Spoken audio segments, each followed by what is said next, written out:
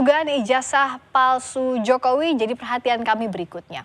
Roy Suryo bersama terlapor lainnya akan mengikuti saran dari kuasa hukum untuk tidak menghadiri undangan Polda Metro Jaya untuk mengklarifikasi perkara ini di Polda Metro Jaya. Ia bilang kendati demikian sebenarnya Roy CS sangat siap untuk menghadiri undangan Polda Metro Jaya. Hanya saja menurut saran kuasa hukum, secara hukum undangan dari Polda Metro Jaya itu tidak perlu dihadiri.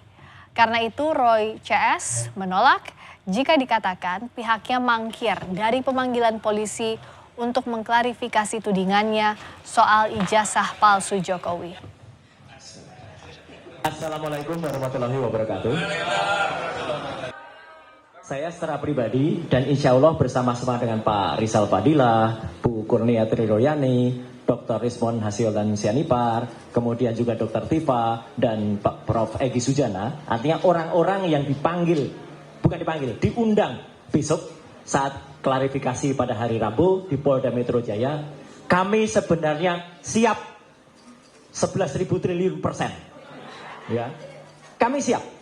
Tapi kami sangat menghormati saran dan nasihat atau advice dari kuasa hukum kami. Karena secara hukum memang itu tidak perlu dihadiri. Tapi kami siap.